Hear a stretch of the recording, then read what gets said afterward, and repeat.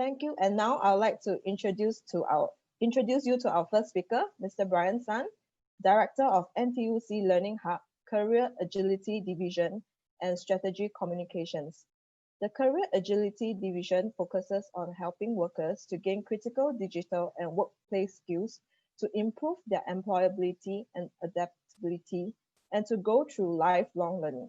Brian is also responsible for developing longer-term strategies, driving NTUC's LearningHub's brand, thought leadership initiatives, and managing media relations.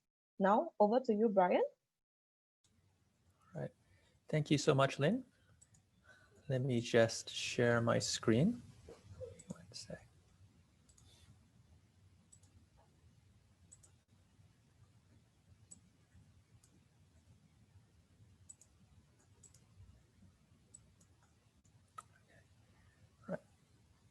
Fantastic. Well, thank you so much, everyone. And for those of you who were with us in the morning session, a very warm welcome back to you. And we definitely hope that you found the morning session useful. I have to say I learned a few things myself, and I can't lie, I'm a very big football fan, so it was great to see all of those data visualizations. For this afternoon session, I actually wanted to dive a little bit deeper into our most recent and not yet published report, which we've called the New Normal of Sector Skills. And what we've tried to do is, while the research I shared in the morning was quite general, it covered many different sectors at a high level. I think what we tried to do was to get a bit more insight by individual sectors and also provide an update on the sentiment and the job outlook.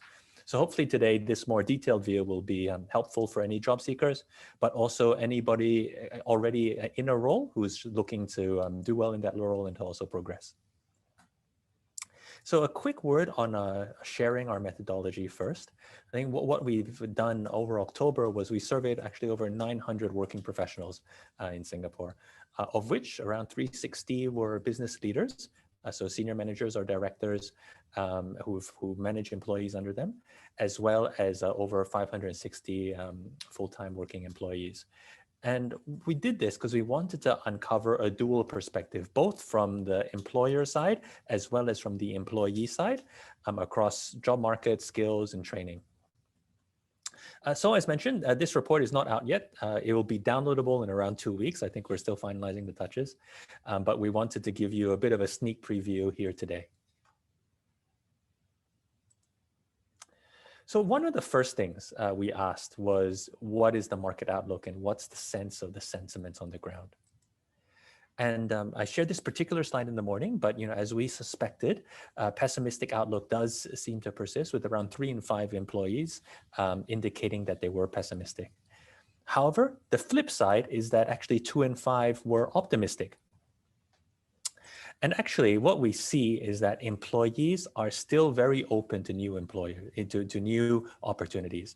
So more than half indicate they're open to a new job, or though perhaps not actively job hunting, while around 14% at the moment say they're actively looking for a new job for reasons like better pay, career progression, and exploring new roles.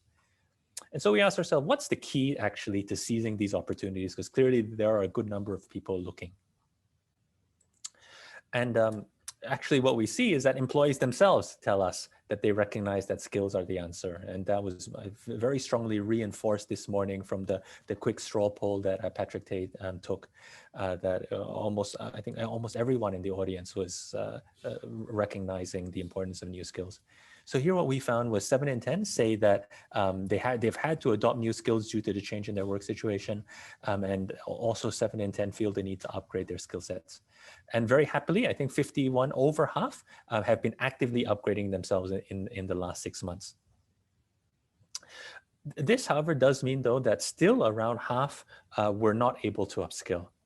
And the reasons for that, they listed out. The top 3 obstacles in upgrading were those listed out here, of which the biggest 55% lack of time for training, and then the other 2 uncertain about which skills, uncertain about which training resource. I think, at LearningHub, we're always very interested in what motivates people to upskill and what to not upskill. And I have to say, even prior to COVID-19, these reasons did tend to hold. Lack of time is the #1 reason. And that has been true for the last couple of years. And I think what we've really seen though over the last few months is the explosion of new, very flexible online learning tools. We've launched ourselves LHub Go, which I think we can put into the chat later on. Free courses that are out there, and I think we've seen a large number of these free courses be available. So if you're part of that 50%, feel that you're lack of time for training, do encourage you to really take that first step. And whether with LearningHub or with someone else, just to get into that habit. I think after that first step comes, all the other steps become easier.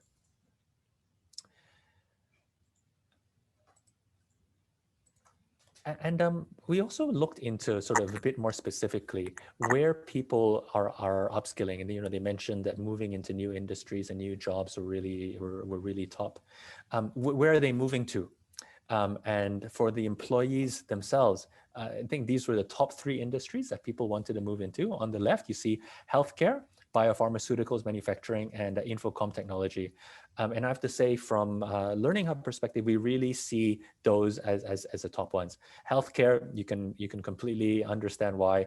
One of the top growing industries today, as a lot of our hospitals and our healthcare professionals, true heroes on the ground, who are helping us contain the pandemic.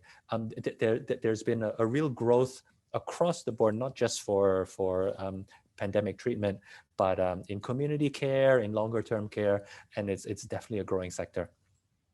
Biopharmaceuticals and IT in particular, with everyone moving towards digitalization, these are the top roles. And so for ourselves, healthcare and ICT are ones that we've seen the biggest growth in courses that we've launched that have the biggest demand. Where do people want to move into, and in terms of departments? And that's what you see on the right. So leadership and management, I think also no surprise there. I think a lot of people wanting to move up in their organization and reaching the management tiers. But within the other functions, it's really the operational and the admin functions that we see growth. So it's not functions like finance, it's not functions like marketing that we see. It's really leadership, management, operations, and admin that have seen the strongest demand from the employee side when they tell us that's where they want to move into. So I think some interesting perspective from workers. I think the next, we looked at what employers think. And we particularly wanted to share today there's perspective of where the employers see as where they're hiring, and what skill sets they see as in demand. And I think for anybody here today, hopefully this can be some good guidance in your own journey as you try to decide, if you wanted to upskill or retool. One encouraging fact, I think, for probably the employees, maybe not so much for the employers, is that a lot of them still find it difficult to fill roles. In fact, almost 3/4, 72%, say that they find it difficult to fill roles due to the shortage of talent and required skill sets. Top 2 reasons for that. First is there's a mismatch in remuneration package expectation. So, they feel that some of the workers may be asking too much, but that I think will always be as a mismatch between some employers and some employees. I think most interesting to us was the second one, which was new technologies are outpacing supply of workers with the right skills. And in fact, I think that completely mirrors what we see on the ground, is that it's maybe not so much of a shortage, but a mismatch. There are jobs out there, but it really is because new technologies are moving so fast that perhaps the employers feel that the people they see in the job market don't have those right skill sets. And that's something that can be quite easily remedied with skills retraining. We also try to take a deeper look after that into the different clusters. For those of you who might be familiar with the government industry transformation maps, I think what they've done is that they've tried to split all industries in Singapore into these 6 clusters. Manufacturing, which covers, as it says, all of the factories and all of the high-end to low-end manufacturing jobs. There's built environment. Built environment covers all the construction and anything to do with land use. Trade and connectivity, which covers logistics and transport. Essential domestic services, which are healthcare and education. modern services, which are things like banking and finance and all the professional services. And lastly, lifestyle on the right, which is hospitality, food services, retail. And immediately you can see that it's lifestyle on the right that has been one of the hardest hit. So we asked them, are you likely to hire, yes or no? Green is yes, red is no. So lifestyle is, you would imagine hotels, shops, tourism industry were the least likely to hire at this time, followed by trade and connectivity. So all the transport, in particular air transport, and it gels with what we see, very hard hit at this time. However, I think as we look for the bright spots, it really is, there are those sectors, particularly essential domestic services, modern services, and built environment that are hiring. Essential domestic services, as I mentioned, covers healthcare, covers education, and these two sectors are growing. I know that we ourselves, LearningHub, are growing. Definitely on the healthcare side is growing. Modern services, banking, professional services related to ICT growing quite rapidly. So as the pandemic hits us and we have a bit of a readjustment in the growth sectors of our economy, I think hopefully this gives some guidance as to where employers themselves say that they're looking to hire, and you know, where the upcoming jobs will be. Now, looking at these sectors, then the next question we asked really was, what skills do they need? And we looked at both adaptive skills as well as digital skills. So on adaptive skills, here they are, the top 3 adaptive skills by those industry clusters. I won't read through every one of them, but maybe looking at some of the higher growth type of the higher growth type of industries. Essential domestic services on the bottom left. Innovation, design thinking, and creativity. So all of it related to designing new solutions and being innovative.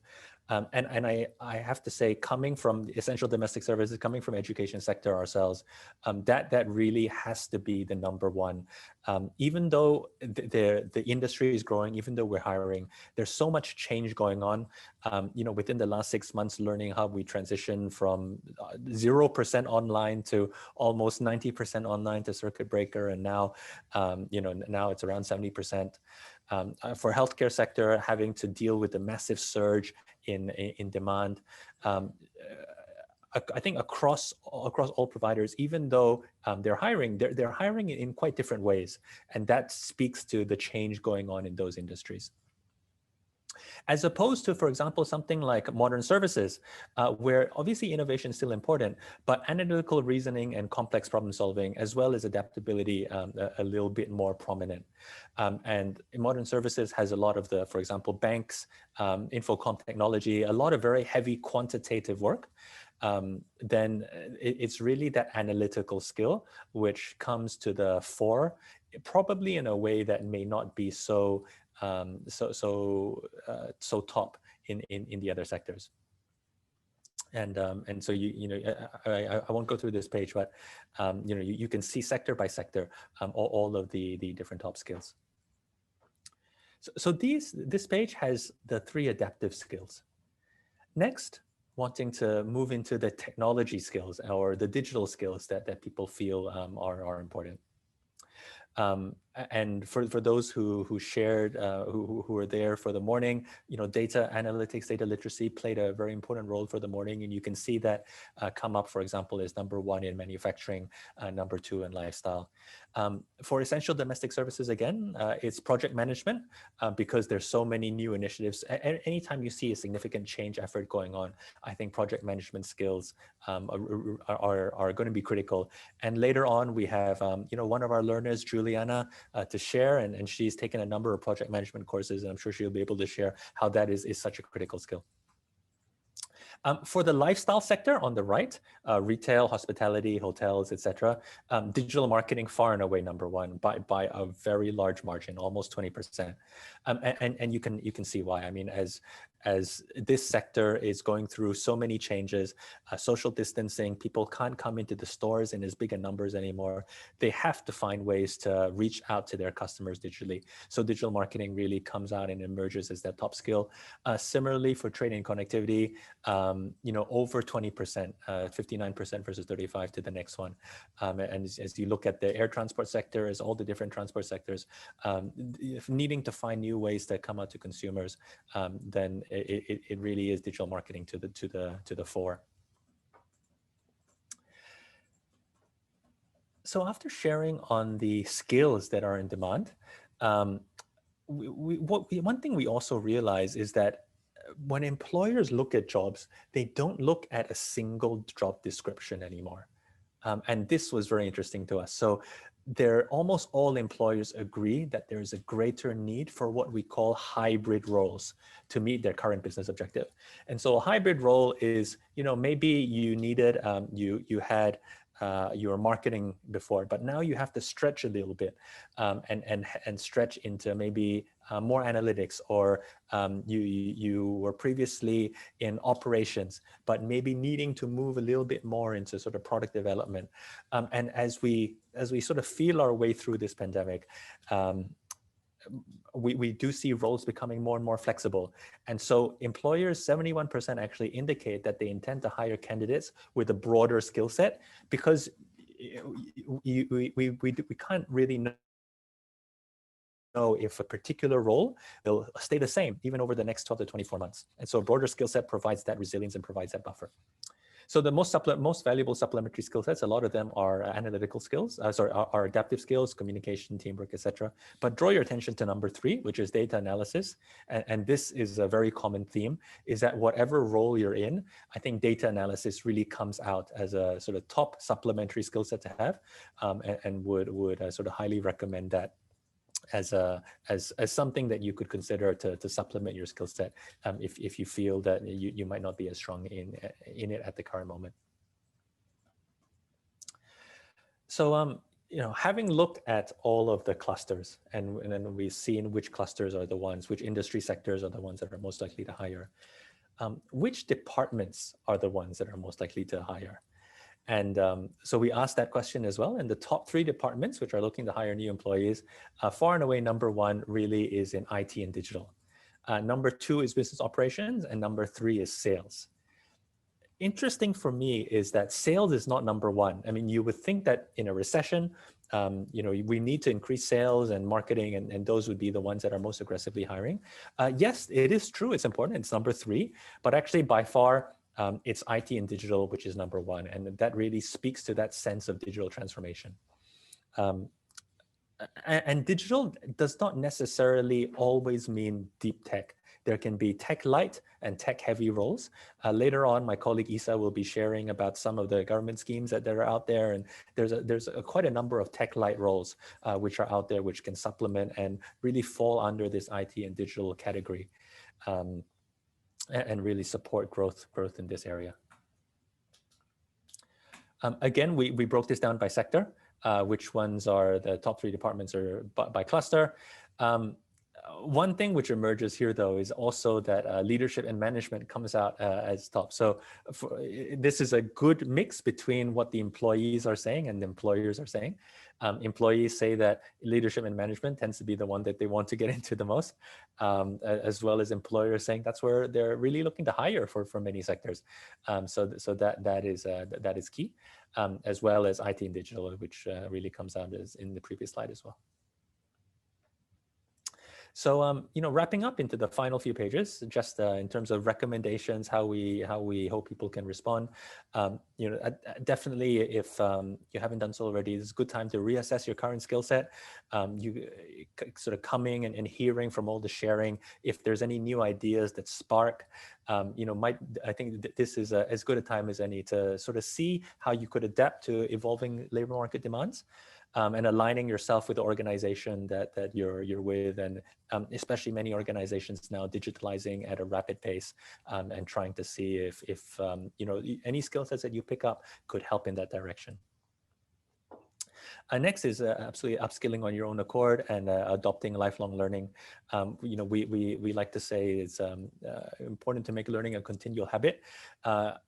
It's not something that is easy to pick up. I mean, we find that learning is important, but once you really need to start getting into the groove, and I think once you take that first step, start making a habit, I think you'll find that it comes a lot more easily, and you'll have a lot of fun along the way.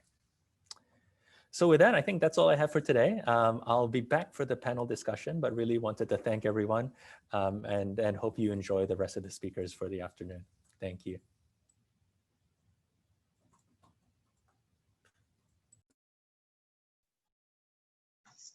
Thank you, Brian, for the insights.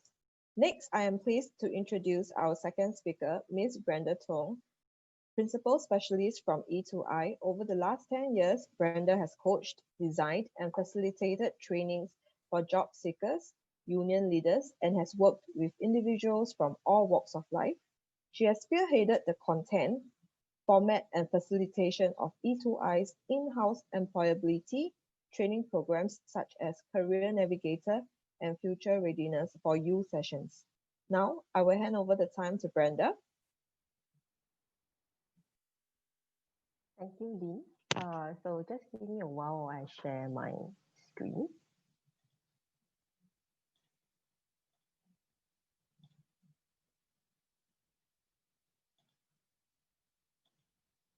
All right, a very good afternoon to you all, and thank you so much for your time.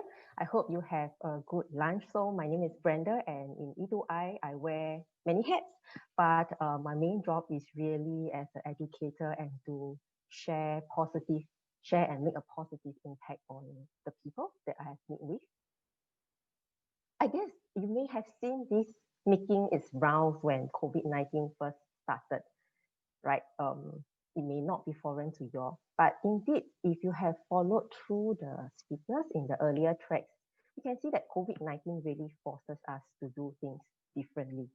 So it gives rise to the, so COVID-19 has really forces us to do things differently. And then you may have been familiar with this. So 危机 in Mandarin, it means crisis. And when we say 危机, a lot of people, they think that it's danger because it's a crisis, but there's opportunity in the crisis. Frankly speaking, I do not comprehend this for many years because I think a crisis is a crisis. And for me, in my working years of my life, I've experienced downturn. So it's a crisis. But it was only this crisis that I realized that, and I look around, I see that, yeah, a lot of companies, they are suffering. But there are also a lot of companies like the software as a service companies and even the e-commerce companies, they are booming. Why? I noticed that they actually look at the trend. So the same things goes for job seeking. What is the trend in hiring now? So a lot of people ask me, they say, oh, you have been E2I for 10 years, dinosaur already. You haven't been looking for a job, for last 10 years. Well, actually, I'm not afraid or ashamed to share that the last time I was seriously looking for a job was 2 years ago. And in fact, I was given offers. So it's very recent. But I noticed also that in my experience, which is recent experience of helping job seekers and friends in looking for jobs, it is really very different.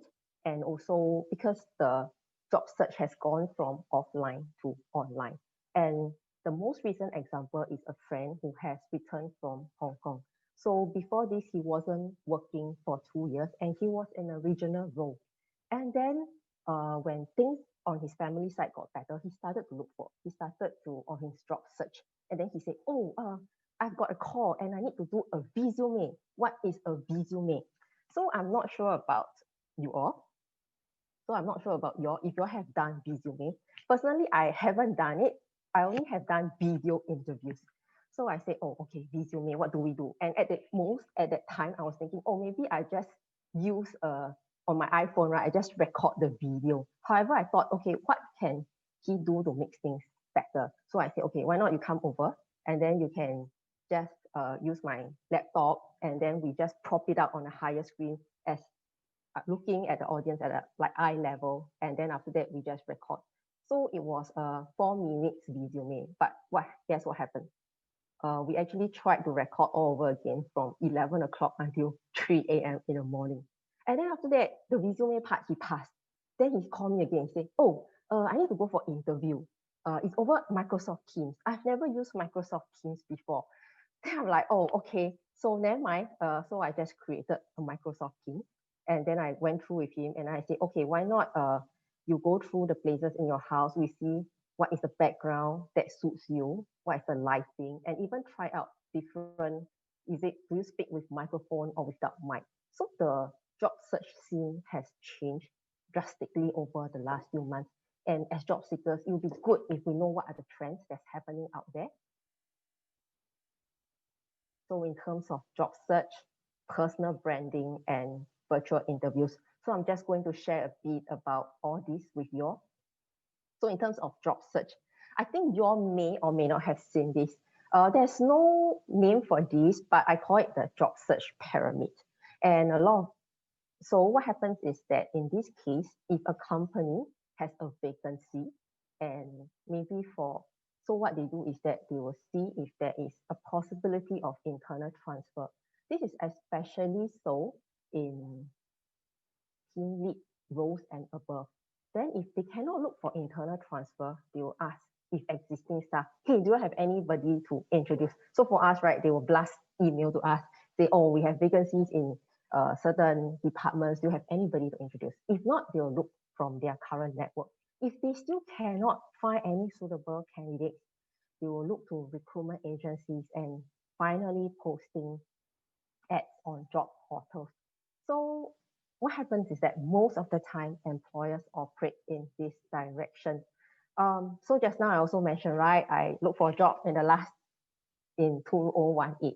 So what happened for most job seekers? They will first look at job portals and recruitment agencies first. And then more often than not, every time I will ask my client, do you have any contacts in this sector that you want to go into? And they say, yes. Have you approached the contact? The answer is sometimes no. So I say, why not? Because sometimes I realize that as Asians, we find that the face is very important. And even for myself now, speaking to you all, right, I feel a bit nervous. Why? Because I feel that, oh, I cannot lose face. Face is very important. But because of that, we actually lost a lot of opportunities. From this pyramid, we noticed that actually because of the network and context from existing staff, our network is very important. And back to my job search 2 years ago experience, I have a few jobs offered, and some of them are willing to offer me a job on the spot after lunch. And I thought, hey, what's happening? It's because they know me as a person, and some of them are more than happy to refer me to their friends. And it's much easier than to going through the first route where you have to go through job portals or recruitment agencies. So just now, if you have heard Gilbert talk about being active and passive, I'm so sorry, this is a bit small. So sometimes when we thought, wow, we are very active job seekers. We send out 100 resume, right, in the job portal, or we actually link up with 10 recruitment agencies. However, an active job seekers is actually defined as how much are we working our network, and did we make contact with them. So later I'll share a bit more on networking. Now, how many of you are familiar with this app? Coffee Meets Bigger. Well, Bagel, sorry, I beg your pardon. So this is actually an app to look for love. And recently I have a few friends who are looking for love very actively. So some of them sign up for dating agency, and then some of them, they go for apps. And then I find myself happily swiping one of their apps. It was quite fun and addictive. And I noticed that actually I look at the pictures, those that are sporty or those all have pets, right? I will group them as good. And then those without pictures, then I'll say no good. And then my friend saw me and to a horror, she's like, what are you doing? Then I said, I'm helping you. And then she says, no, you must read the profile. You cannot just look at the picture. So I decide, okay, I will read the profile. And then I read, and then after I look at the picture. But of course, to my horror, because I'm left-handed, I swipe left instead of right. and to her horror also. But that brings me to a realization that looking for job, there are some parallels and similarities. Now, just now we talked about job search has moved from offline to online. And while LinkedIn is definitely a hot topic, many people are talking about LinkedIn.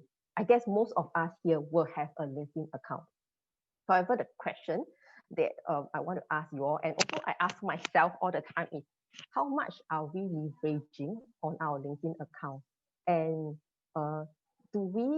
have we been making active connections? Why? Because the networking, you realize that it's not my well has dried out today. Then I go and dig a well. Because sometimes, right, it's not so fast. It takes time to build relationships. And then it's really about digging a well tomorrow. So even for myself, as somebody who is working, I actually very actively build relationships on my network. Why? Because I realized that it's not that, well, if tomorrow I'm out of job, then somebody else will give me a job. No, but I need to build my network now. And of course, on the market, there's a lot of LinkedIn courses. There's like if you attend LinkedIn course, it may be 1 day or half day. Then some of my clients say, wow, they get very lost. They say so many things to do. What should I do? So I've crystallized 4 of the most important things to help you to, if let's say somebody wants to look for your profile, right, to help you to be bumped up to the top lah. So like just now I mentioned, right, I was looking through the app. Those that I swiped earlier will have a higher chance, right? Because at the back, I'm really very fatigued.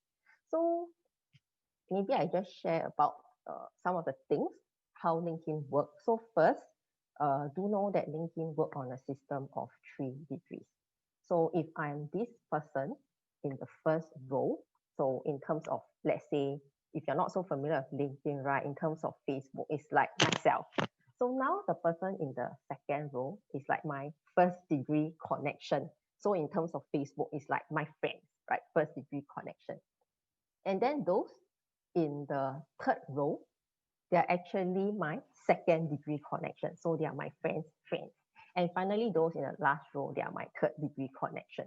So anybody with LinkedIn, if they do not have a paid account, they can only find people within the 3 degrees. So of course, what this means that it pays to have as many people inside your LinkedIn network so that you can be easily searched. In fact, I make connections with somebody who is an open networker, and I managed to be linked up with a company in Canada and a company that I'm interested in. So the next one, how to get your search or your profile get bumped on top, is really having keywords. So if today you are a digital marketing specialist, to ensure that this word digital marketing appear in your headline, appear in your subtitle, appear in your profile, and appear in your experience, because LinkedIn has an algorithm. So a lot of people, right, when they do their LinkedIn profile, they want to just put all their experience inside. But be very intentional about it. Know which are the companies that you are targeting. And then just now I mentioned, right, networking is really about getting to know people. So join groups, but not join groups to be part of the group and then just to be there to see what's happening.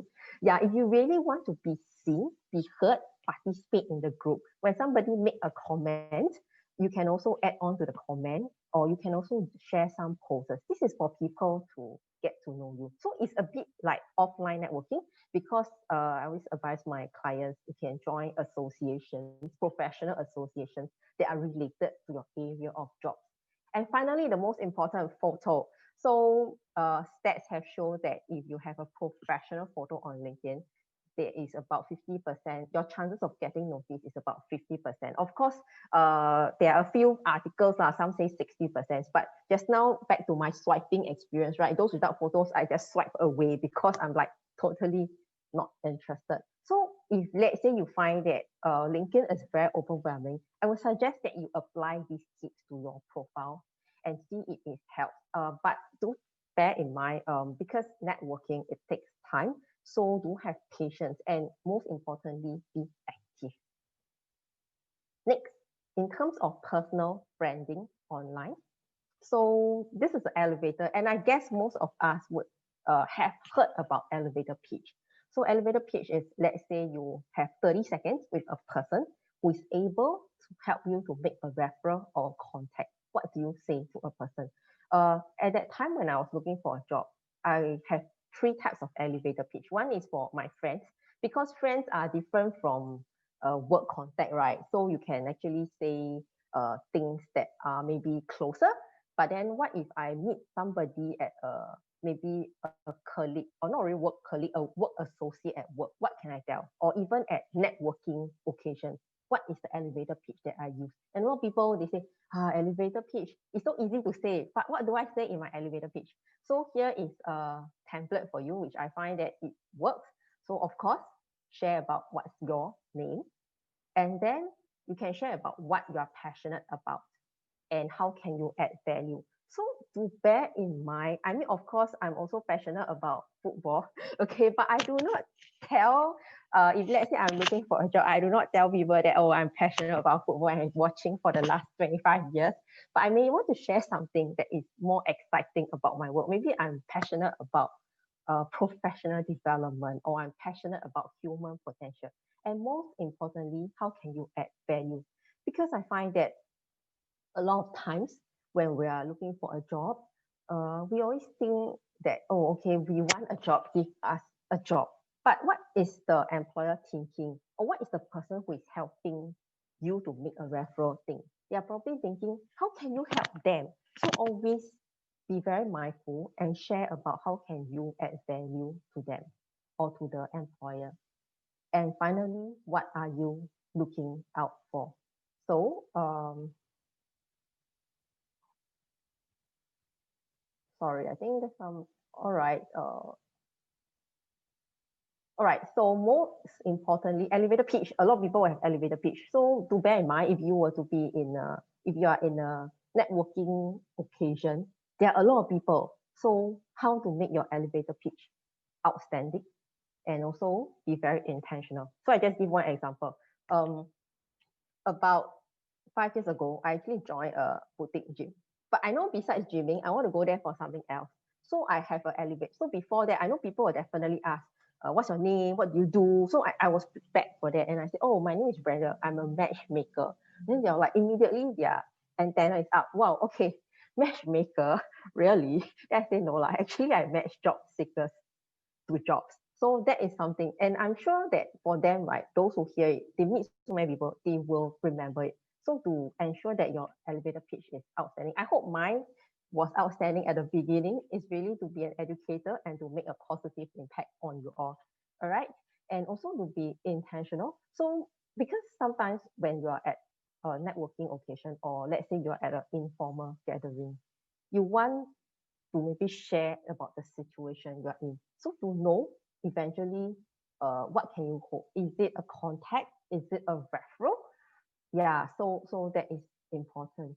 Now, next, digital presence. So I've talked about digital presence. Then we say that, oh, on LinkedIn, we must brand ourselves, and then we have to use the keywords.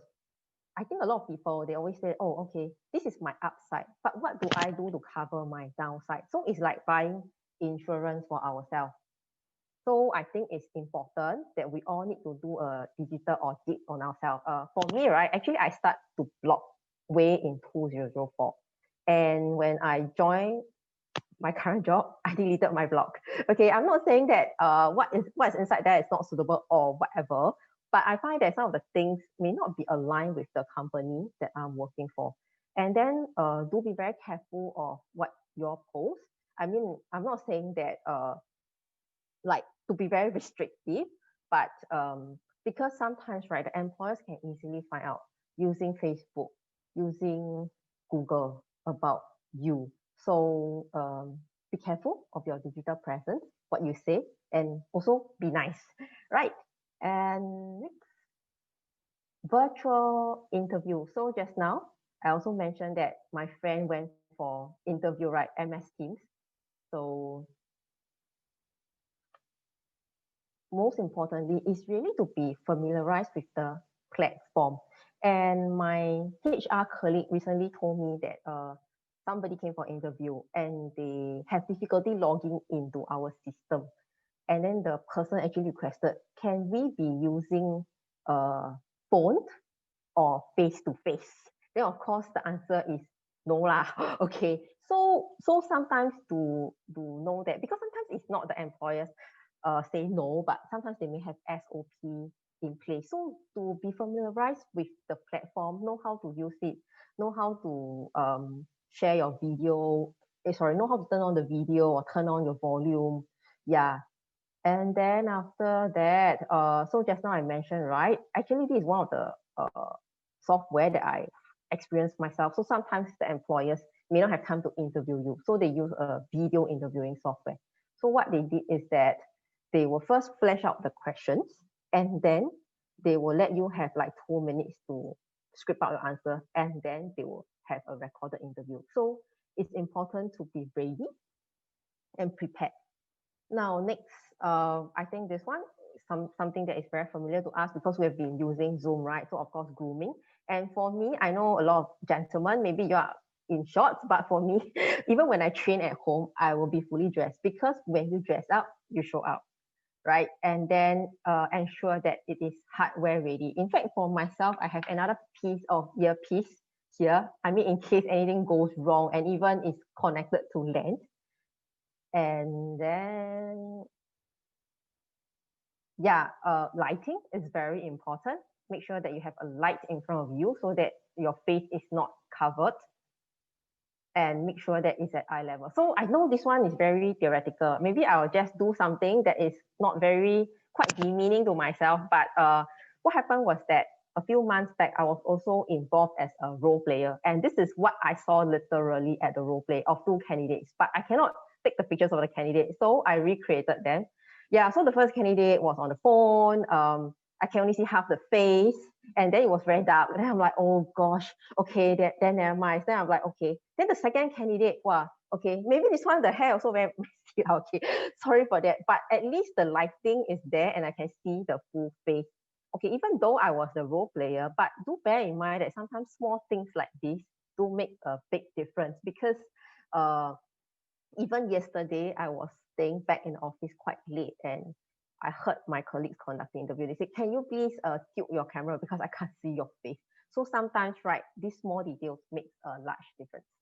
All right, and next, so just now I heard, I saw some of the comments, you are interested in training. So rest assured, so for us, we do have some trainings to support you in your job search.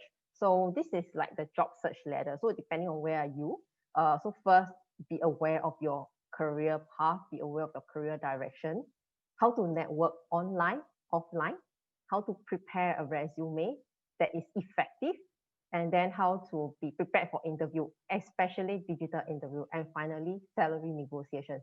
So we do have a whole suite of workshops to support you at every step.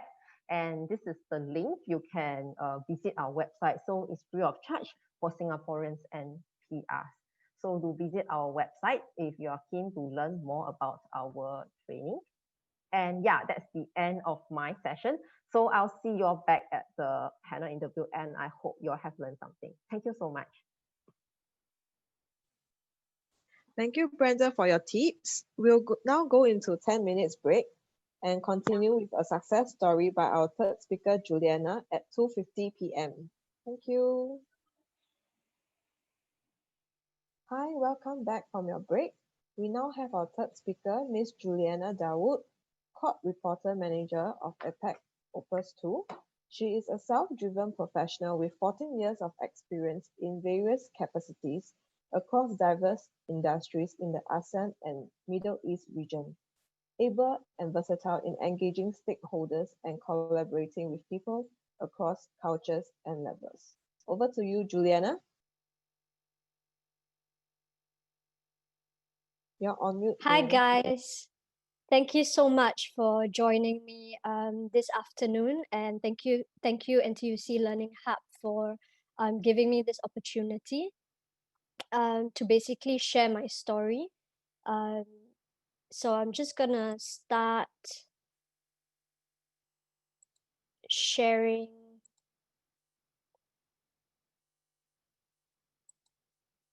my slides. I hope everyone can see. So basically, my name is Juliana Dawood, and I am a court reporter manager within APAC. Recently, I've just been hired by a company called Opus too, and I'm currently based out of Singapore.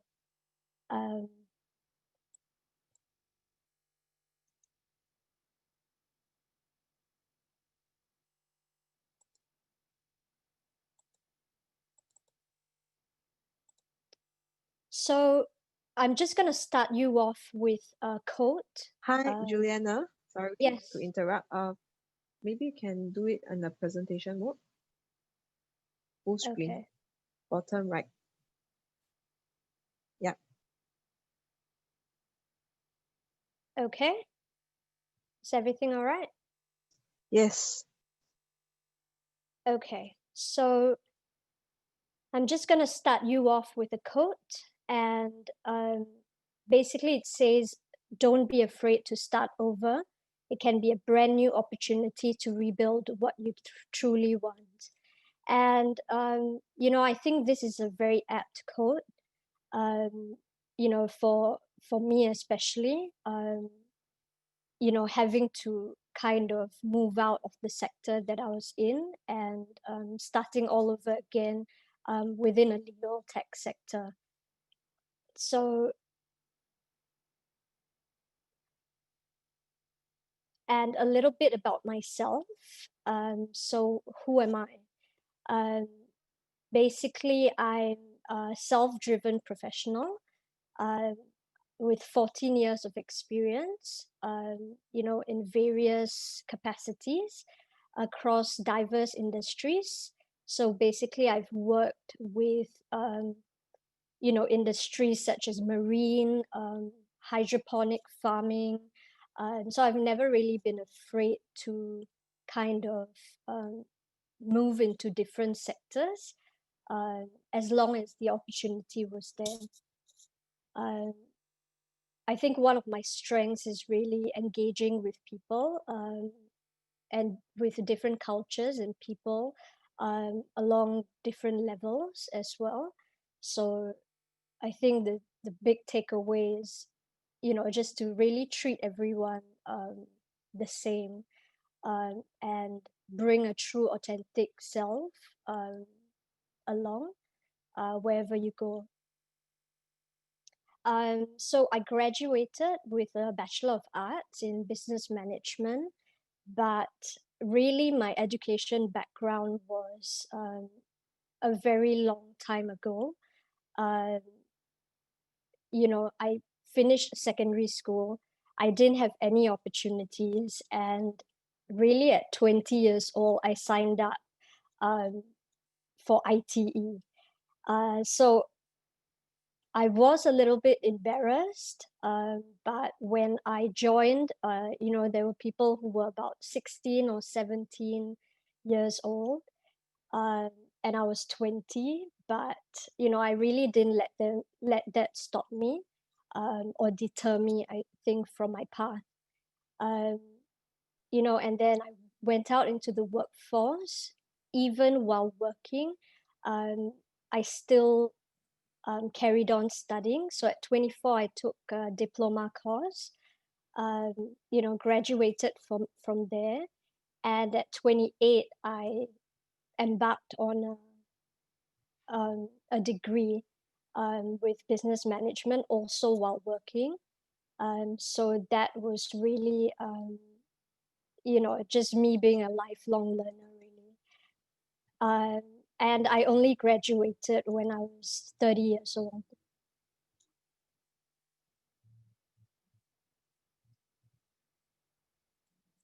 So really, why am I speaking here today? Basically, I was jobless. I found myself jobless 10 days before COVID-19.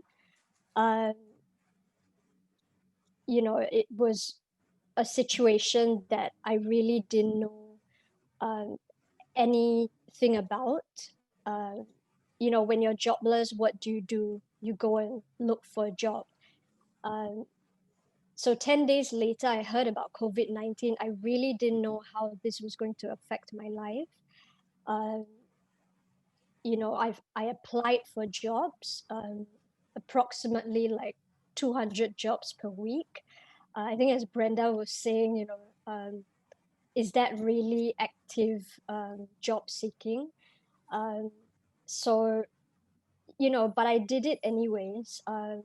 I didn't have any callbacks, and I was just beginning to realize what the situation really was, what COVID-19 really was, and how could me, a person who had 14 years of job experience, you know, be jobless for that long, with no callbacks. And I was really, really very distressed, and I definitely had a very negative mindset at that point.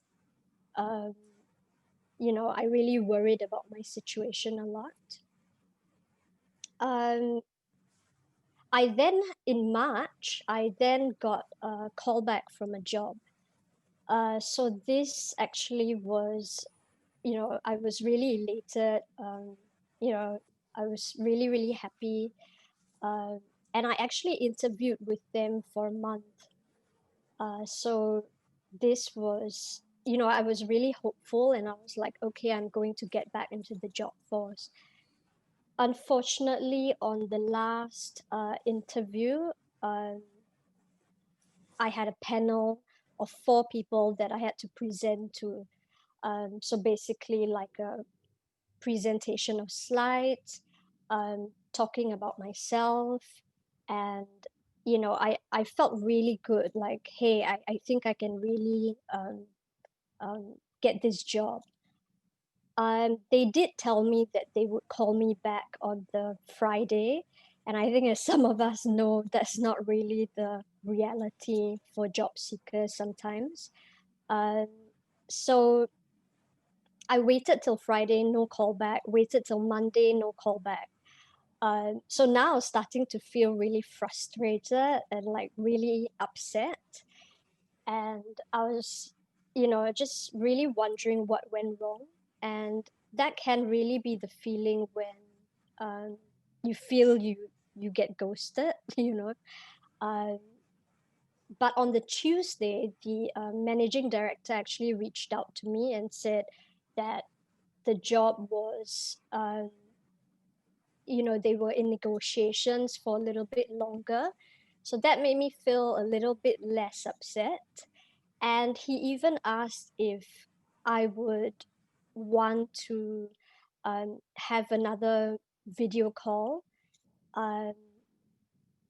just to chat and to, you know, he wanted to give me some tips and where actually I went wrong.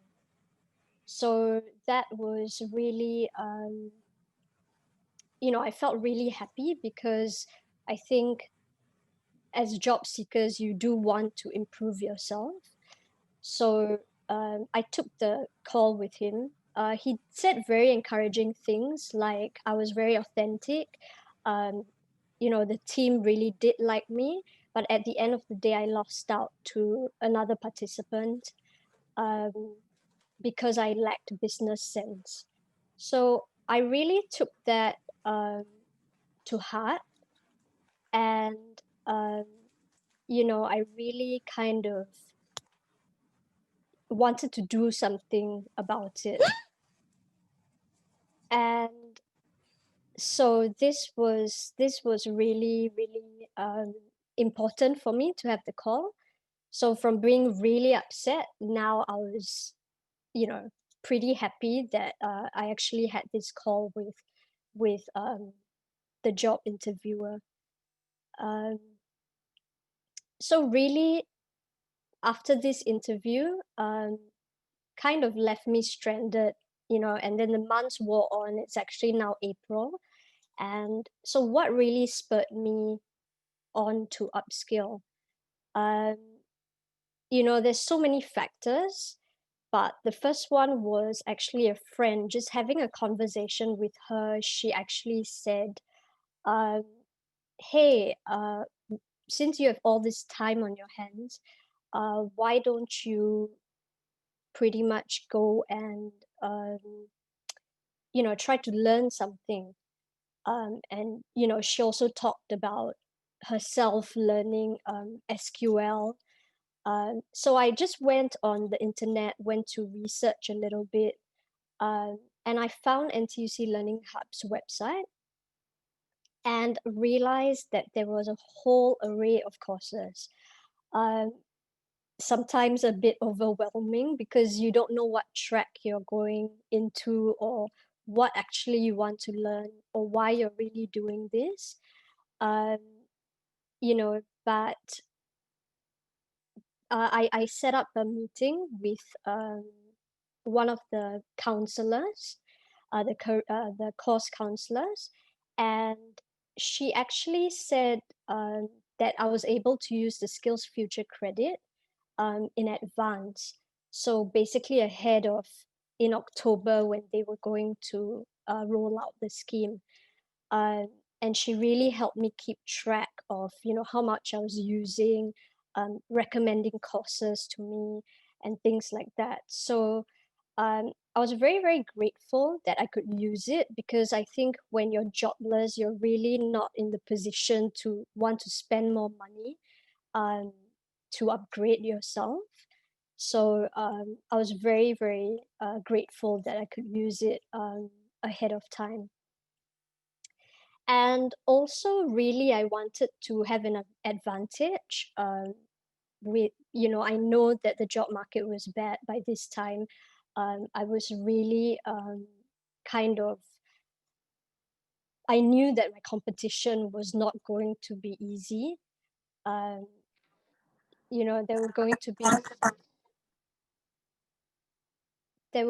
to be so many different people, and there were going to be so many different jobs, and I just really wanted to have that leg up, I think.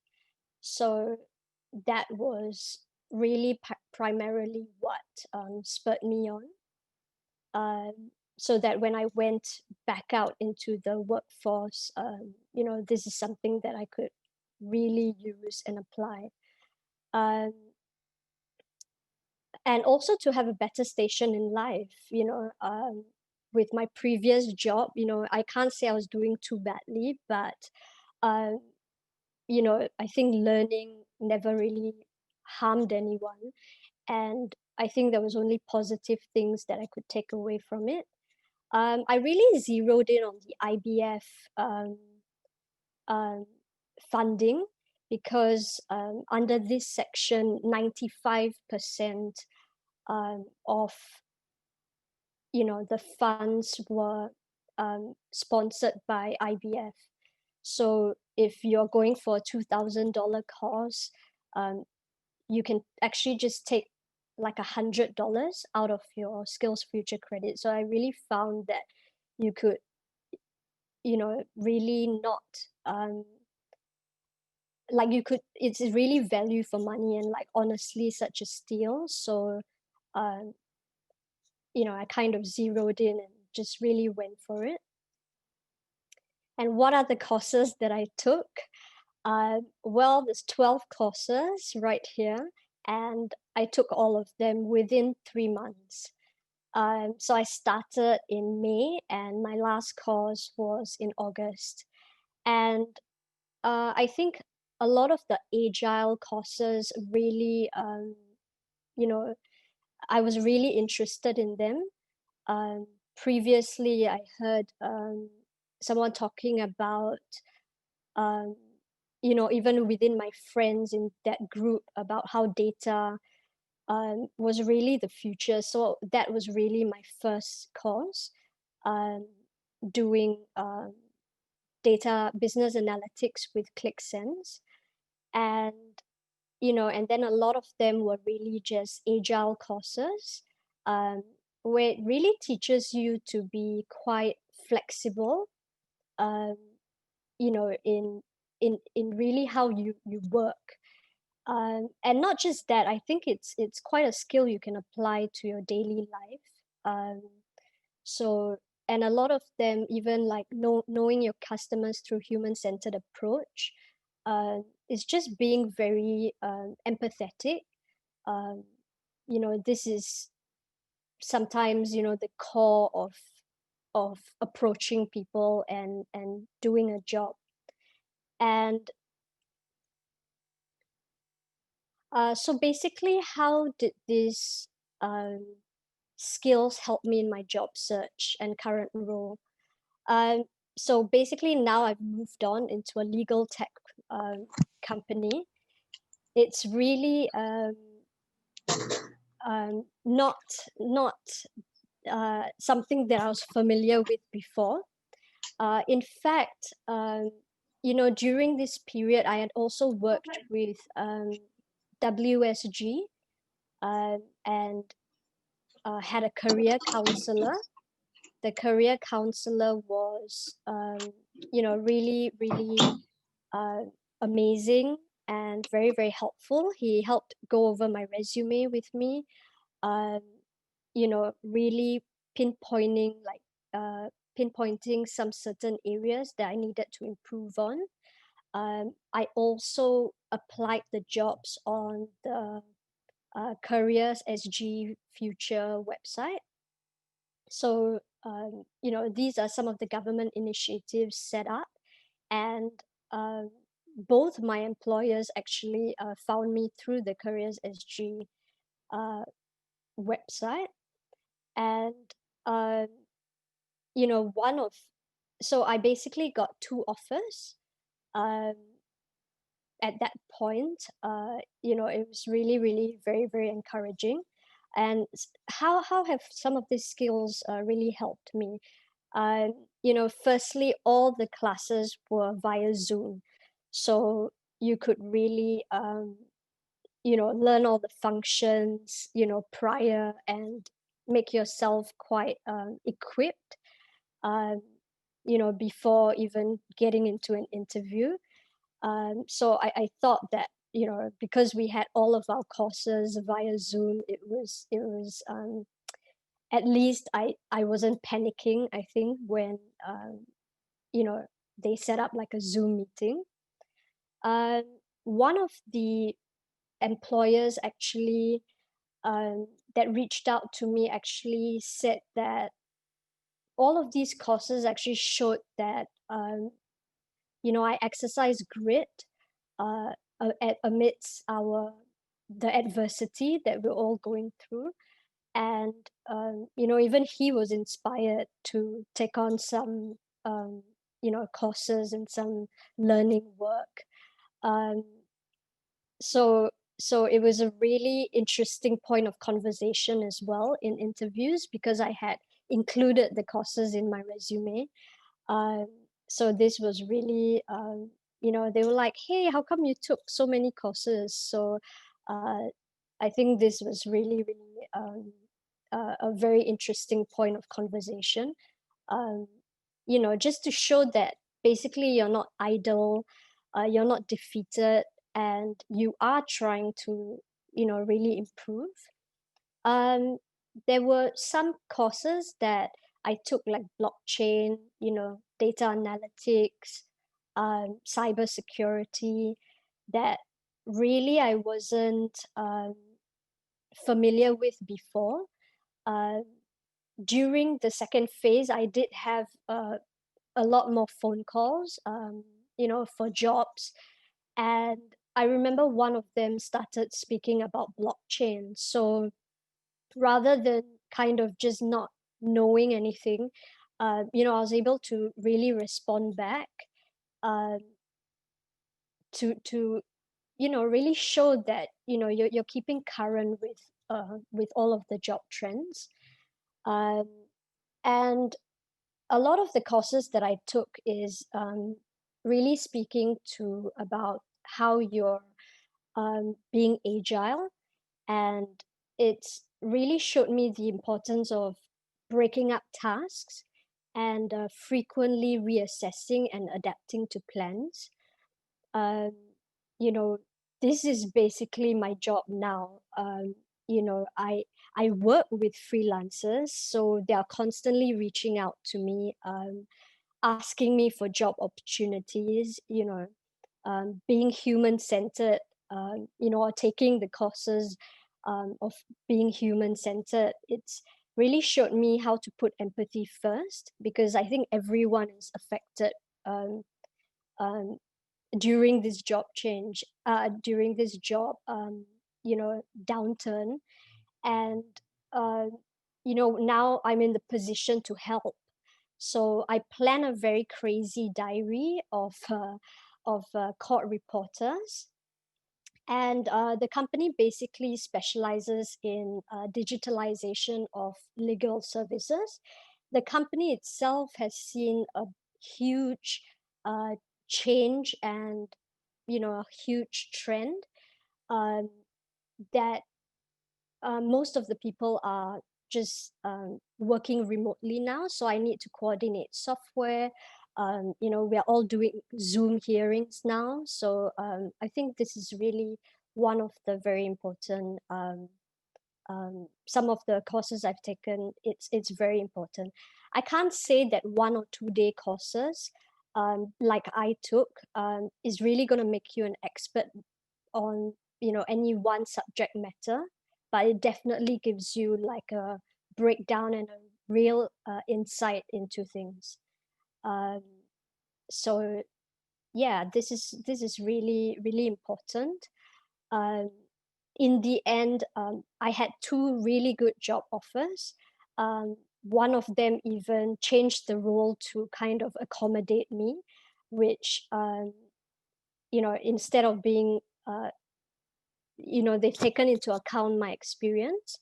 And the second role actually facilitated the interview process faster, because I had now the opportunity to and I was quite honest about it. I said, hey, I have actually another offer, and they facilitated it, I think when they know what they want, to really make it quicker, so that I could actually assess both roles and give an answer back.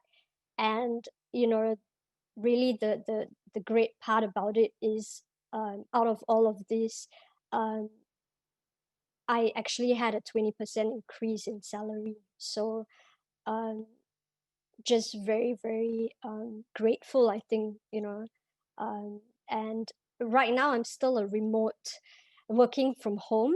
So I haven't even been to the office. So yeah, I can't really say it's been that much of a challenge, but of course the communication is always more fun when you're at the office. But I think I've picked it up quite well. And yeah, also just some key takeaways. I think, first, it's okay to allow yourself just to feel um, anything, angry, sad, but then I think do not allow it to consume you, because you know you can really go down like quite a negative spiral. I also was very I didn't really want to speak about my situation, tell my friends that I was jobless, or tell my relatives or my family. But I found, like, after a few months, just talking about it really did help, because people really do give you a perspective on different things. Um, and I felt like it was like very shameful, like to not have a job, to lose your job, and very guilty, because I had to rely on others to kind of support me through this time. Worse if someone has family. How are we going to support? How are we going to put food on the table? So, um, I just want to say that there's really no shame in that. And also, it's very important to take care of your well-being physically and mentally. Just walking, uh, 20 minutes a day really did wonders, because on lockdown it's so difficult. You're just alone with your thoughts. And yeah, I think this is very important to take very good care of. I think if we don't take care of ourselves, in turn, we really can't take care of anyone else. Yeah, and also be positive. Positivity really radiates. When you're positive, people can really see it, and they want to be in your presence, they want to be around you. And really don't be afraid to embrace change. I've worked in different sectors all throughout my life. And I think if I always said, hey, I can't do this or I can't do that, it really wouldn't have led me to this position today. And yeah, please don't be afraid to try something different. I know it's very scary at first, but at the end of the day, you never know, you might just like it. So I just quickly want to round up with another quote. So basically, embrace uncertainty. Some of the most beautiful chapters in our lives won't have a title until much later. So, I mean, I would never think I would work in a legal tech sector. Most of the people have done, law degrees, and I don't. But, hopefully, this story can really inspire you. I do know a lot of people out there that are really, going through similar situations. So, thank you. That's it. Thank you, Juliana, for sharing your open and honest story of your situation just a few months back.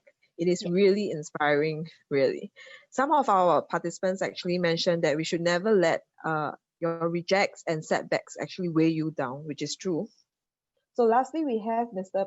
Mohamed Isa, Head of ICT Infocom Technology at NTUC LearningHub.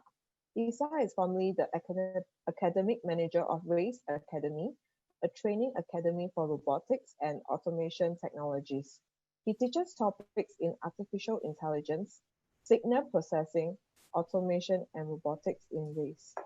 We will be sharing more about our government grants that trainees can tap on for training. Over to you, Isa. Hi everyone. Thanks, Lynn. Yeah, so my talk is just going to be very quick. It's going to be a 10-minute talk. So what they told me is that so probably it makes a lot of sense after all the sharing on, all the upskilling, inspirational stories that we heard on what kind of funding can we do or can we get in Singapore for us to upskill. So keep it brief and keep it to the point on what are the fundings that are available. And I have created a deck to do just that. So hopefully everyone can benefit from it. Okay, the first one is called the UTAP funding. I think all of you would be familiar. So this is the funding for NTUC members. So for this one, I think it will make sense for me to use the video that Itua has created to explain the funding. So allow me to play the video. Just a moment. Okay.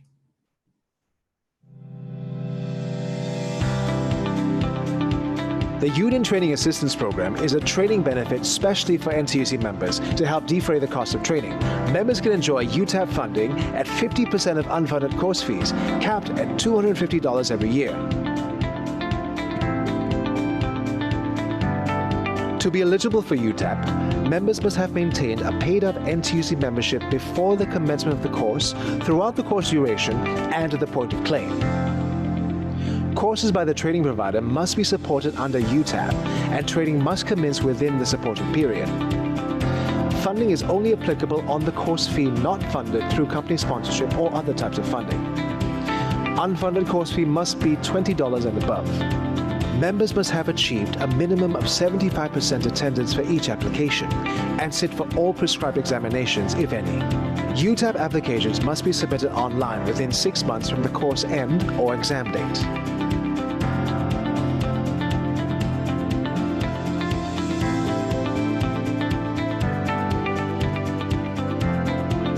To find out if your courses are eligible for UTAP, visit skillsupgrade.ntuc.org.sg and click on the Skills Upgrade Available tab and look for the option Search Courses.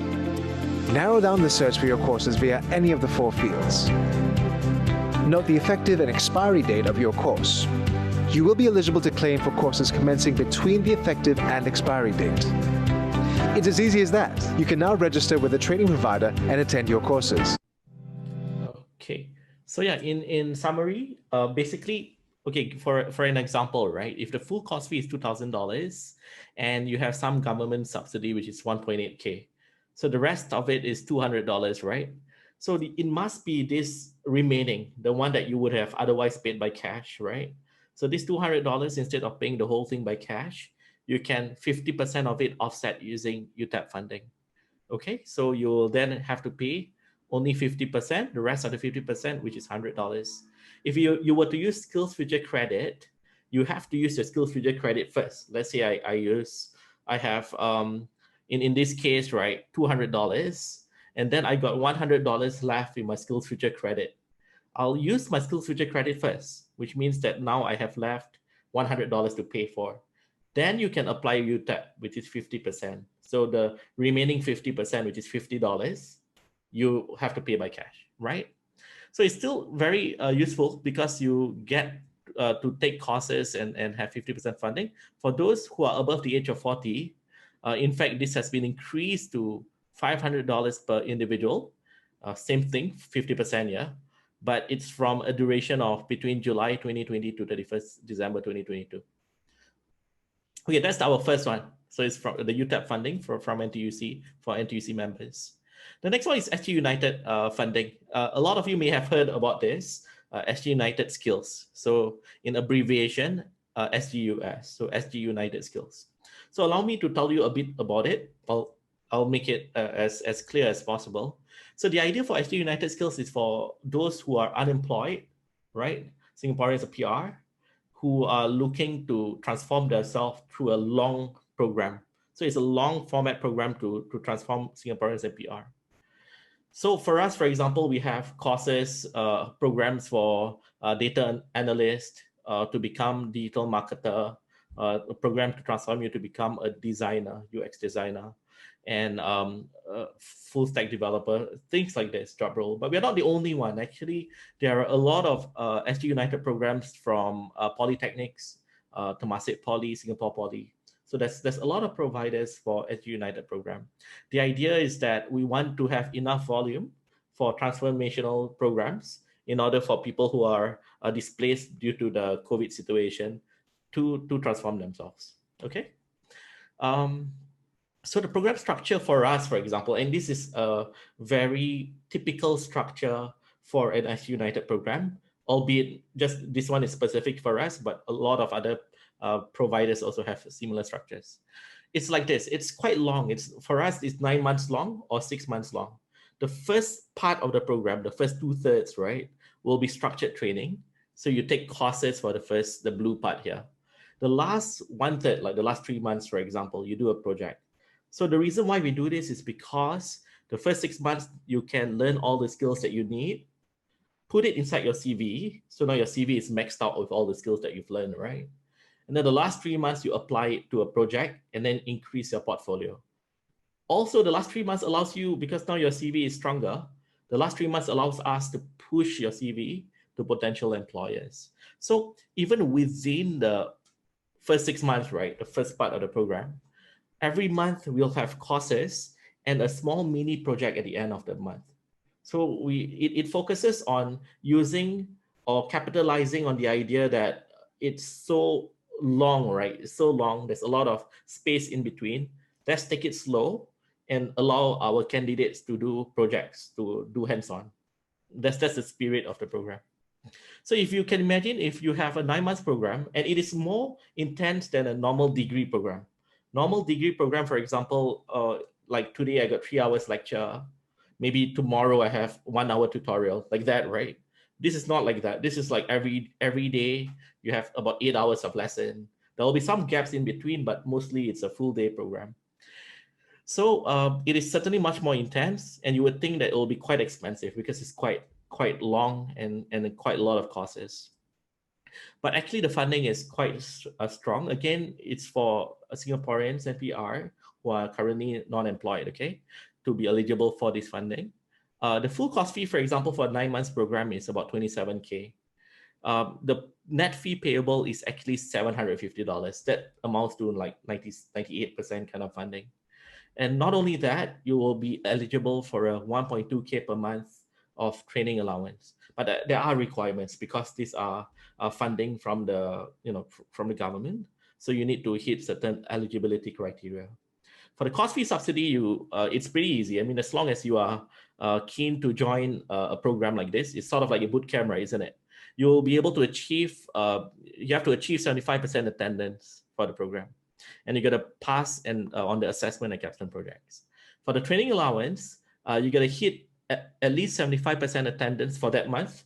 So that month, you got to hit 75% attendance or 60 hours of, or 60 hours, whichever is higher. Okay, if you want to know further, just contact us and then we can go from there, okay? If you want to know more about what SG United programs there are out there, just Google SG United skills and you'll see a list of providers and job roles that you can enroll in. Okay, allow me to just go to the next one. The next one is from IMDA. It's called the SITREP Plus funding. This is a funding that is specific for IT professionals or courses towards becoming an IT professional. You want to get into IT. So the Critical Infocom Technology Resource Program Plus, quite a mouthful. SITREP Plus is what we all call it. It's under the IMDA TESA initiative. So it is to support the ICT workforce in keeping pace with technology shift. So the spirit of this one, right, is more towards getting more of our workers to be certified in certain ICT field, like certification. Okay, so to build a strong core of local ICT professionals, Smart Nation capabilities, SITREP Plus has expanded to support entry-level professionals since 2016 to ICT skills through broad-based training and certifications. Okay, so it's quite a well-known funding, but it's quite different from the other fundings that you saw. So the funding is quite strong. So you can have a look here.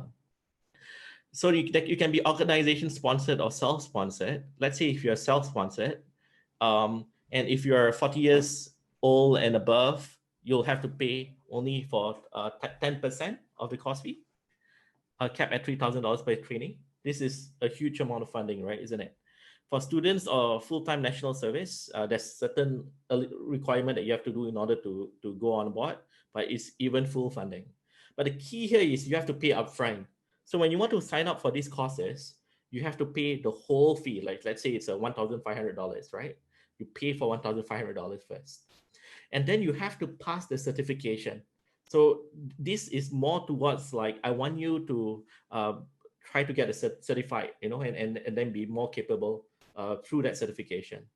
So once you pass that certification, you can then show the evidence of you passing the certification and attending the course to IMDA, and then you can claim the 90% funding.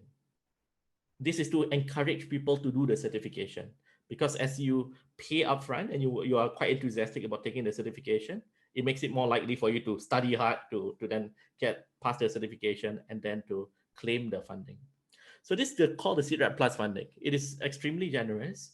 You just have to pass the certification and work towards passing the certification. Okay, it is eligible for both Singapore citizen, which is on the third column you see here, Singapore citizen, that one. The last column is for Singaporean, for PR. Okay, so that's 70%, and then there's 90% only for Singaporeans above the age of 40. If you're a company, then it's the above one. But I think for the most of you, you're looking at the bottom half of the screen for self-sponsored, right? Okay, so that's SITREP Plus funding. Again, in essence, this is for ICT. It's about getting certification.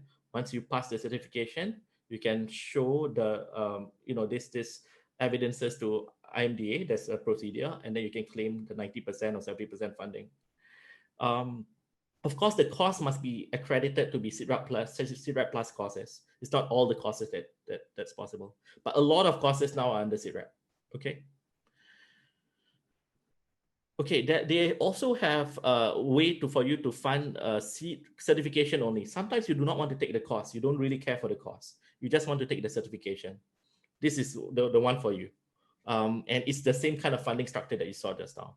Notice students and full-time NSF can take it for 100%, And for professionals and you'll have 70% funding for the certification. So this is very attractive actually. So if you want to take a certification, you sort of know you want to say, okay, I want to be certified to be a programmer.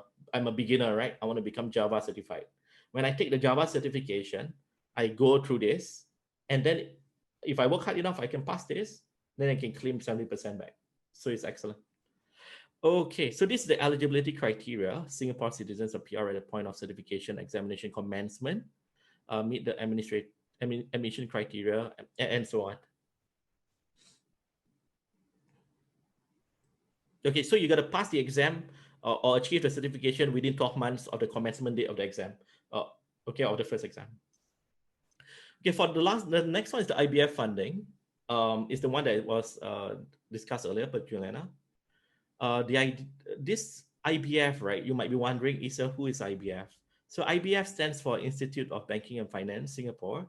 It was established in 1974 as a not-for-profit industry association to foster and develop the professional competency of the financial industry. So IBF represents the interests of close to 200 members financial institutions, which includes banks, insurance agencies, companies, security brokerages, and asset management firms. So what they do is they equip practitioners with capabilities to support the growth of Singapore's financial industry. And they do have a funding. The funding is geared towards courses with contextualized content towards financial industry, but it's quite broad. That means you can learn general things through those as well. The contextualization is certainly towards the financial industry, but you can learn a lot in terms of the skills that inside the IBF funding. So the IBF funding, you don't have to look, I just do a copy paste from their website, but allow me to just verbally tell you what it is, right? In 2021, the funding will be 90% funding. So what it means is that this is for Singaporeans and PR. What it means is that if the course fee is, let's say, $2,000, you'll pay for $200, right? Okay, not including GST. So GST, you have to add 70%.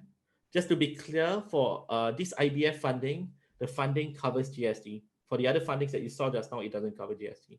So this covers GST. And okay, for example, you have to pay for $200, of which you can use your SkillsFuture credit.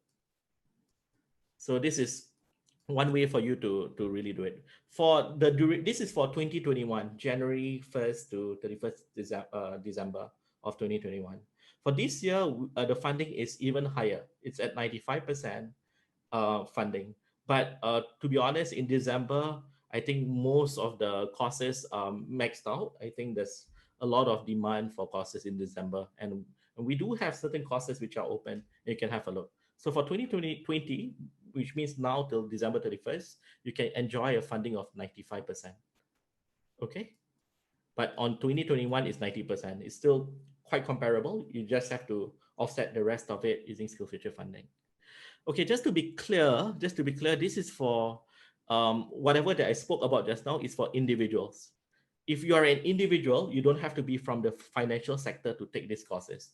Anyone can take these courses, an individual, self-sponsored. But if you're a company, your company want to sponsor you for IBF courses, right?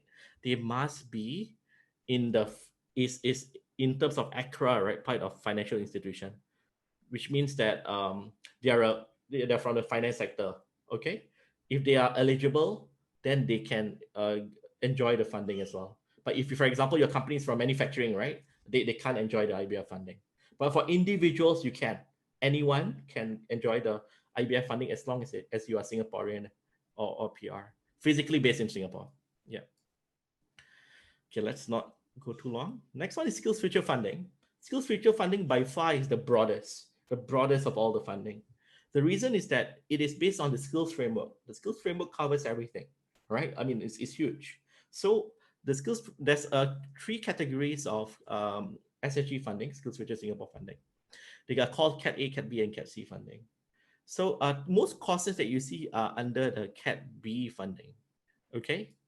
Cat C funding exists also. So for Cat C funding, the courses do not have any like funding amount, but rather it allows you to use the SkillsFuture credit. You can use SFC to offset the course fee.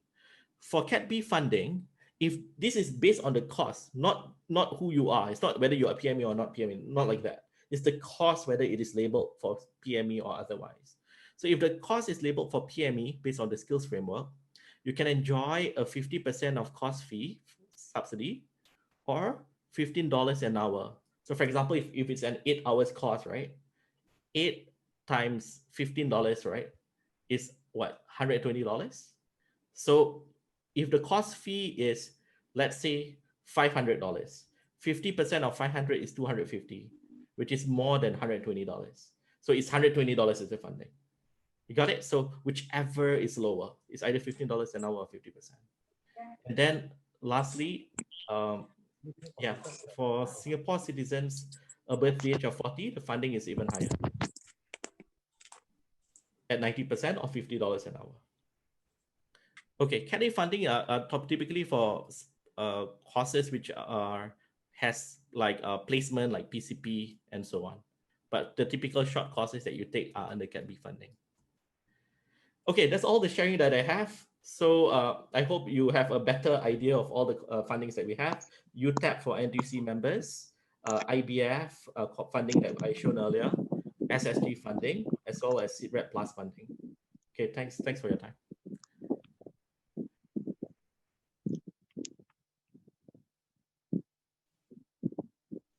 Hi, thank you, Isa. I know many of you are waiting for answers to the questions you have posted earlier. We will proceed for the panel discussion. We have with us Mr. Derek Fu from NTUC Membership Services Division, who will be the moderator for this discussion. Let's welcome back all the speakers. And over to you, Derek.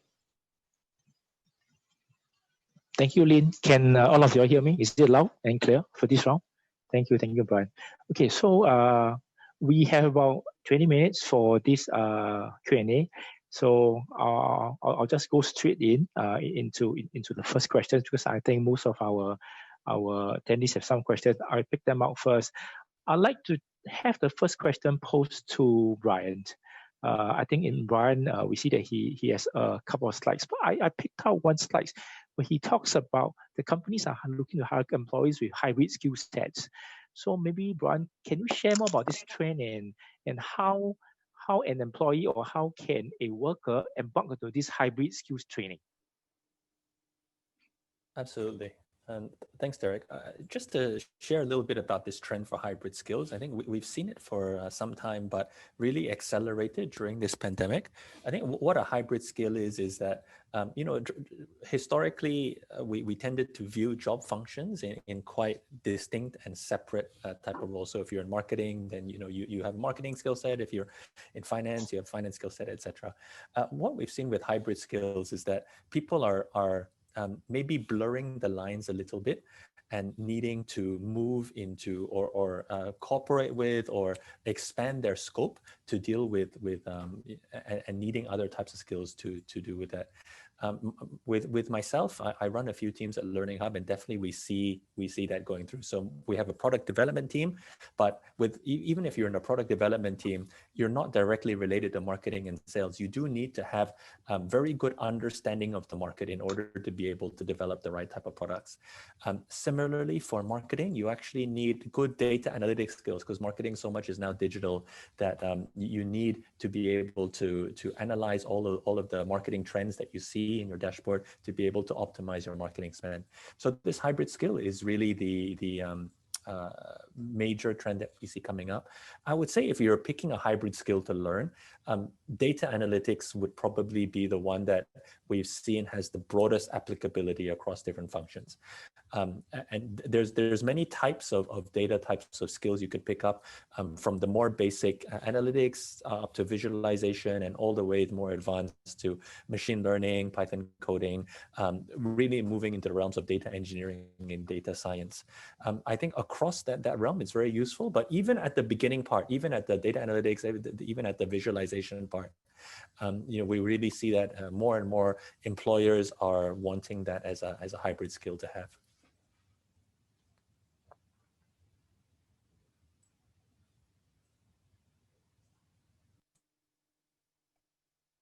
Thanks, Brian, for that. On the data part, actually, there's a couple of questions on that, and I think I'd like to pose the question to Isa. I've seen a few questions. First would be on data visualization. There are FOC courses out there, and there are one that you have to pay and go through a couple of months. Probably you can share a bit more the difference in them, and as well. And then there was a question on in terms of what data course would one need to take if he's going into the route of a data analyst versus a data scientist.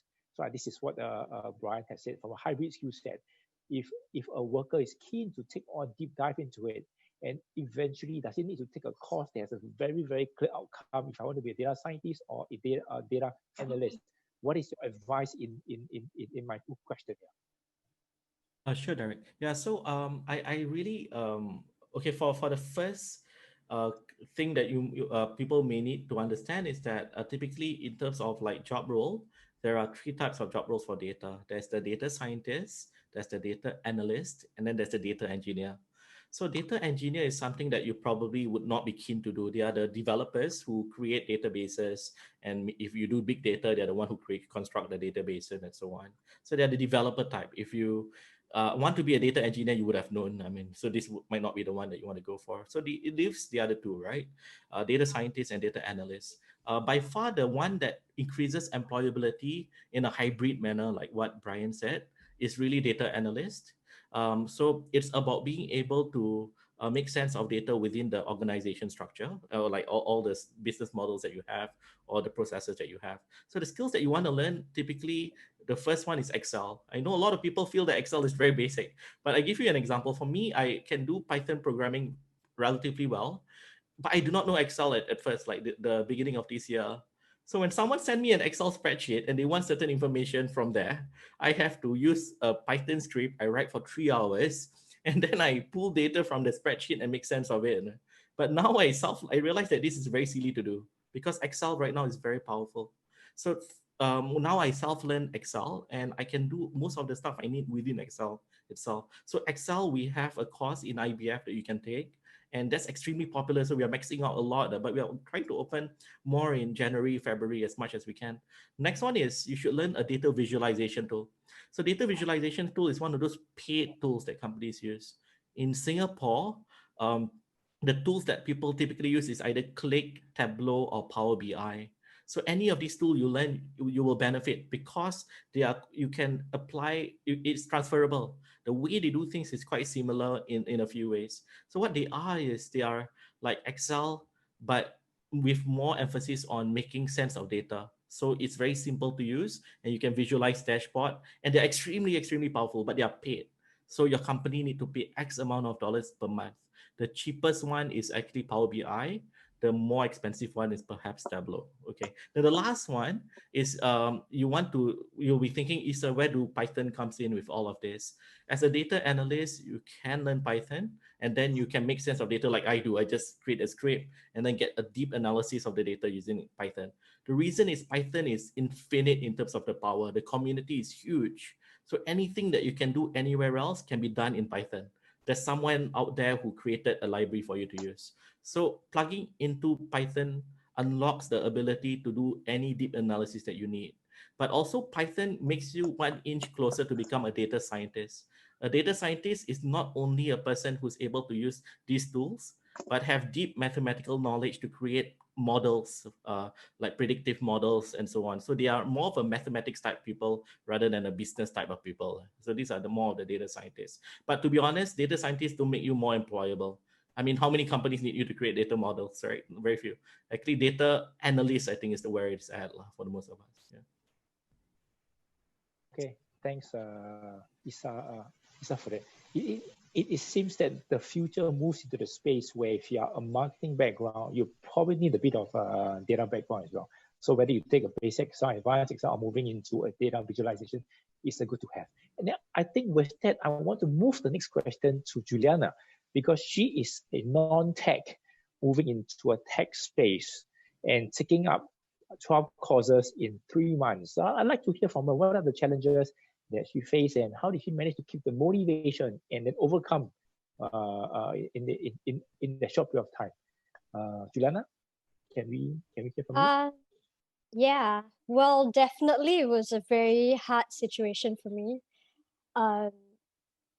You know, I think when an employer kind of says no, or even if you're dismissed, you know, it's a very it's a feeling of rejection. I think that you really have to kind of find it somehow within you, you know, to kind of get out of that situation. So I was definitely, you know, walking around like a shell of a person. You know, I definitely pride myself very much in my work. So I just knew that I needed to do something because I had been complacent, although I had been really learning throughout my whole life. And at that point, I really didn't know what would come out of it. But, you know, I've definitely seen that, you know, there is an opportunity to reap the rewards. Going into a legal tech space, I mean, that already just saying that is very scary for me. You know, it's not, you know, something that I would ever really dream about.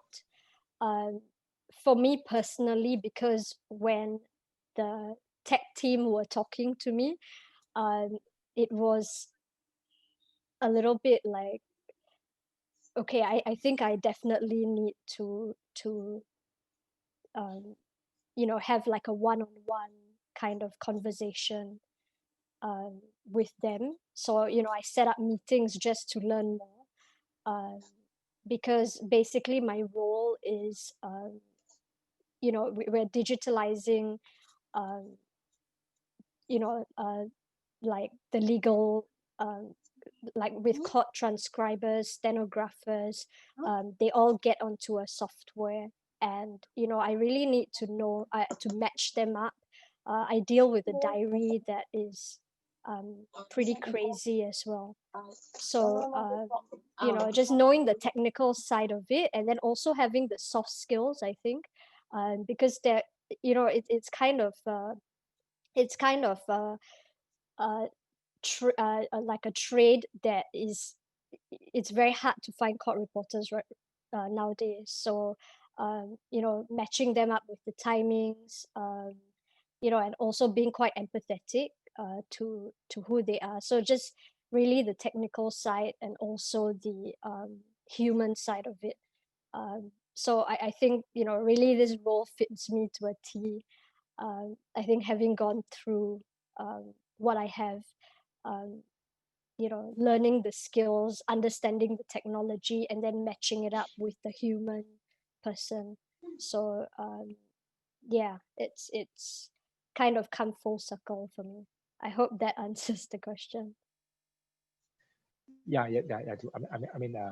I think in your perseverance to do 12 courses in 3 months is something which is very admirable. I think most people, yeah, even I myself at most do one course a year. So what you've done is actually super fantastic.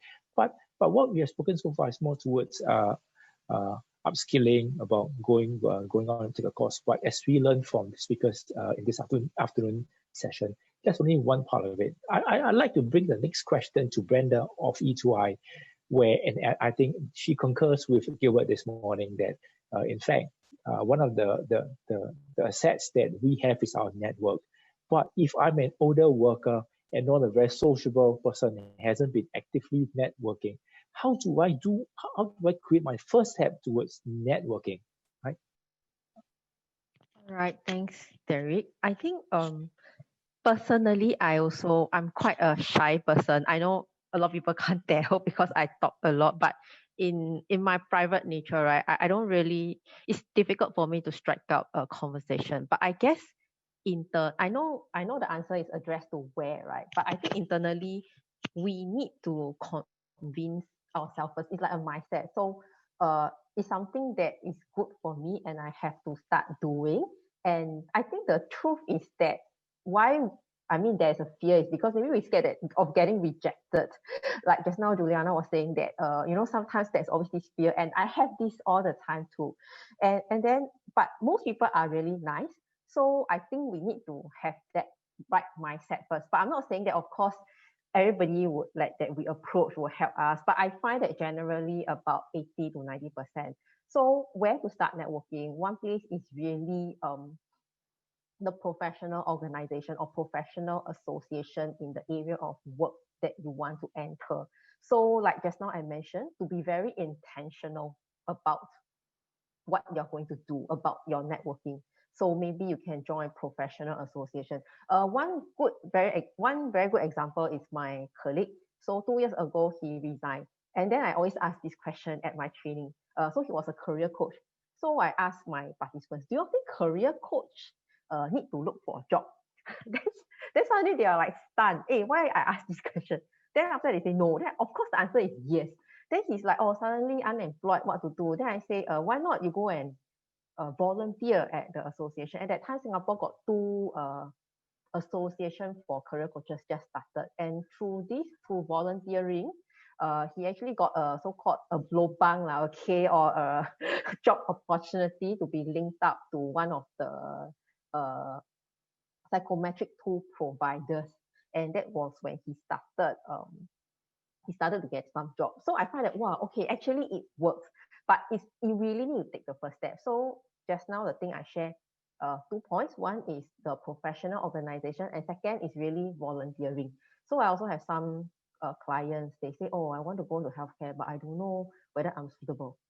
So I say, oh, why not you see whether you volunteer first, get to know people inside, and you also can have feel whether you are suitable for the job. And then it's easier for people to recommend or refer you inside. Yeah, so that's my recommendation. Thanks, Derek.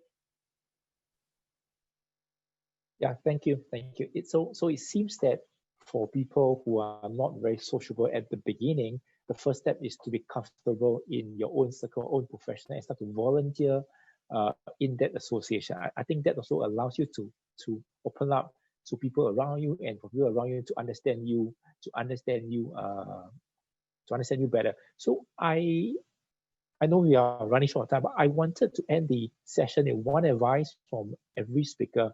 If they would have one advice to give to our participants for this afternoon, what is the advice that you would put forth? Can I put it to Brenda first for you to share?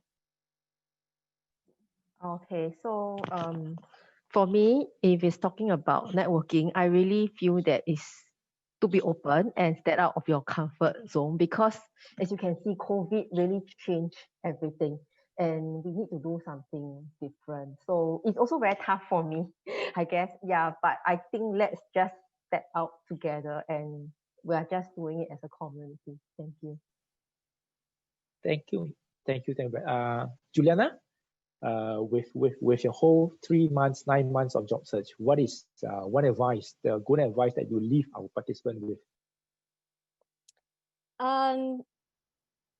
Definitely stay strong. I think it's so important to I mean, companies are basically pivoting. Previously, the company that I'm in used to work in a whole different way, and now they're working in a totally different way. So I think if companies have to change, then we definitely have to change as well. I mean, of course we keep our essence, but we definitely want to improve our situations and match up really with the company. So we need to do that alongside with them. Thank you. So Bobby, I just summarize yours in one statement: is be authentic and be the change, right? Yeah, so, definitely. Thank you. And next, for Isa, any last advice for our participant? I think if I were to give an advice, I think is that now the funding levels that we have in this COVID period is rather generous, and we really thank the government for this, because we really need it during this hard time. Maybe it's a great idea to look at the courses that you are interested in. Like, for example, we all got hobbies, right? I mean, I game on my PlayStation sometimes to distress. And actually learning things like Excel or Power BI, or okay, that's what I can think of because we were talking about that. But even other things, you know, in other topics like agile, agility, like we talked about just now, or project management. All this could be your future hobby because actually the content is very interesting. It's not boring at all. So put a chart on stuff that you're interested in. For example, I sort of like data, and then you look at all the funding that there is. Chart a path for you to take courses in the most economical manner, and then gain a passion and interest in that topic. So at the end of it, nobody can take that knowledge and capability from you. So it's really an excellent move to do. That would be my advice. Thank you. And last but not least, Brian. Okay, thanks, Derek. I think I really agree with all of the speakers here. And I think just really inspired by Juliana's example, I think just encourage everyone to not get up and to persevere.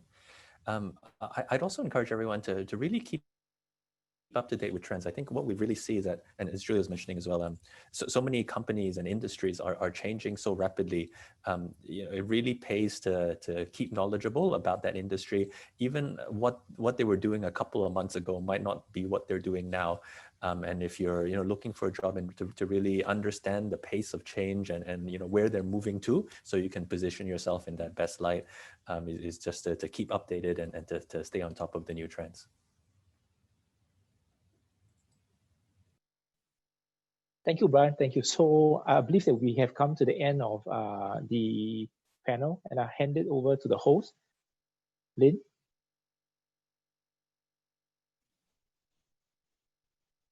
Thank you, everyone. We hope you have benefited from the sharing. For the questions that are not answered in this session, we will consolidate and include the answers in our post-event email. If you wish to revisit today's content, please visit our NTUC membership Facebook page. We will prepare and upload the respective videos as soon as possible. On behalf of NTUC Membership Services Division, NTUC Learning Hub, and PME Task Force, a very big thank you to all of our speakers and of course to all the participants. We hope you have enjoyed the session and we look forward to seeing you again. Have a great day ahead.